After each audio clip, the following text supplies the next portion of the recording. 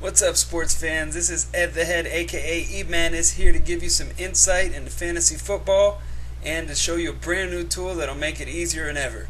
Now, some of you may have already started the season 0-5, 1-4, and feel like it's over, but that's not true. You pick up the right players, you make the right starts, and anything can happen. I'm telling you from experience. I've been helping my friends out for years, telling them who to play, who to trade, who to pick up, and so far I've had a pretty good track record, hoping I can share that with the rest of the world, and especially excited about sharing this brand new tool from Green Phosphor that'll show you fantasy football like you've never seen it before. There's certain trends that you just can't see without using this tool, and so I'm going to have more videos coming your way showing you how to use it, what to do with it, and how to make your moves. Also, I'd love to answer any questions you have regarding who to start, who to cut, who to trade for, when to buy low, when to sell high. So please send any questions you have to edthehead07@yahoo.com. That's edthehead07@yahoo.com. All one word. And currently, obviously, don't have any questions since this is my inaugural show, but would love to come with a new video and answer some questions that you have, maybe for this week, maybe for next week. Just keep them coming in. I'll get to them as quick as I can and get that video out to you ASAP. Now here's a look at some of the kind of trends that you can see that you just normally wouldn't be able to see without this tool. Just to give you a quick idea, we're starting with a graph of quarterbacks for the year 2009. As you see, we've only had 5 weeks in the year. First thing sticks out is Drew Brees' huge week. Drew Brees is a high-risk, high-reward type of player, so if you are going to go ahead and trade for him, make sure you explain that his value isn't great right now. He's had 2 really poor weeks, and so you're going to want to go ahead and buy low. Brett Favre, on the other hand, looked like he was doing great, picking up, had a big week 4, and then he fell off in week 5. We'll look at last year's stats to explain why you're going to want to sell high on Brett Favre. Now, ultimately, best thing you can have is a consistent player so you know what to quote-unquote expect every week. And a few of those players that I've found this year that are actually great bargains are Matt Castle, who you see right here. And as you can see, his numbers have steadily increased, and he ended up at 27.45 points. Not totally sure about that offense, but free agent in a lot of leagues and should be able to get him for cheap. So go ahead and tell them, hey, it's Kansas City, get him for as cheap as you can. Jay Cutler, similar situation, not great offensive weapons.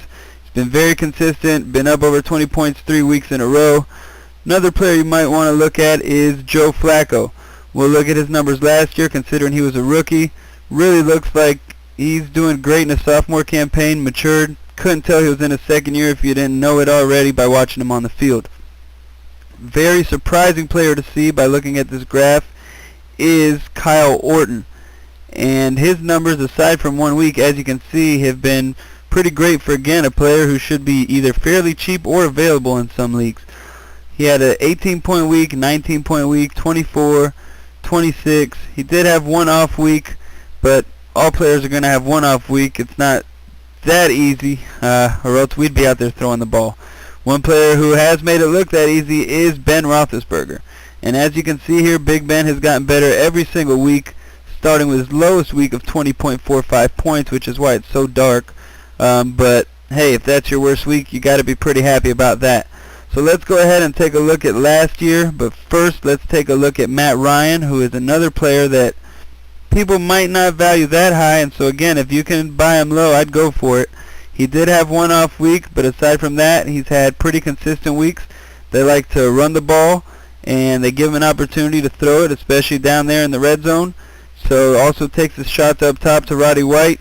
Definitely a good pick to have, as we'll see even last year as a rookie, fairly consistent. So we'll go ahead and get rid of this graph, and then we'll go ahead and check out the one I have generated already for last year.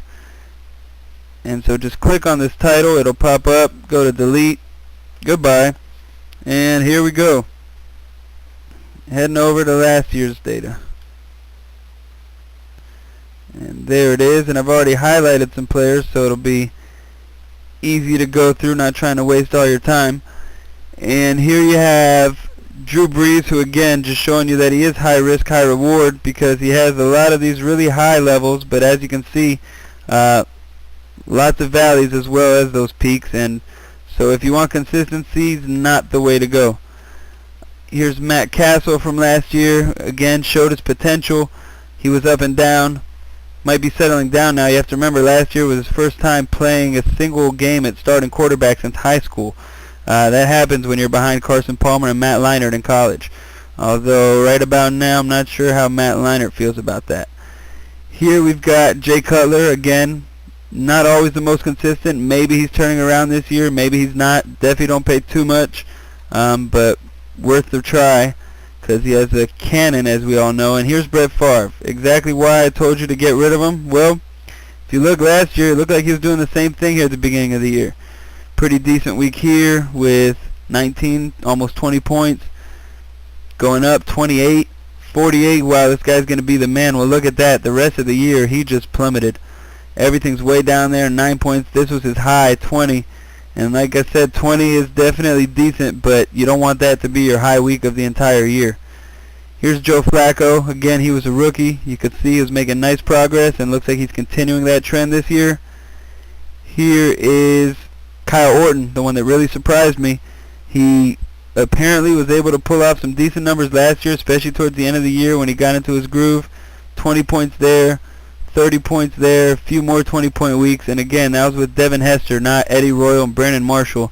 So Orton really might be a true sleeper. And last but not least, we've got Matt Ryan. And once again, I mean, for that kind of consistency out of a rookie, looks like he's continuing it this year. Of course, like I said, every player is going to have a bad week. Need to check the defenses always. But certain players just get it done week in, week out. If they're playing a team with a tremendous pass D, go ahead and make a spot start. Have a backup quarterback that hopefully has a better week that week, better matchup. Or do your research before the season. Check out the schedule. And when you see that team coming up that absolutely shuts quarterbacks down, draft a not-so-great player basically that has a cake matchup that week.